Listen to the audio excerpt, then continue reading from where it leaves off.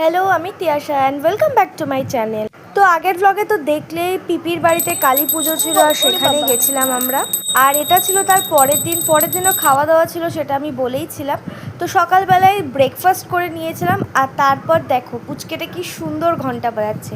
আর এখন দিদিভাই মাখছে দধিকর্মা, যেটাও জাস্ট দারুণ বানিয়েছিল। এমনি ঠাকুরের জিনিস সবই ভালোই লাগবে। এরপর আমরা সবাই মিলে লাঞ্চও সেরে নিয়েছিলাম, বিকজ এরপরে রয়েছে বিসর্জন।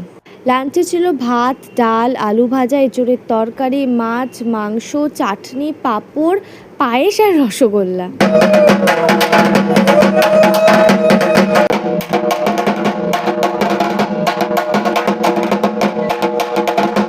সবাই বরণ করার পরে ওই মোটামুটি 4:30 নাগাদ আমরা বিসর্জনের জন্য রওনা হয়েছিলাম।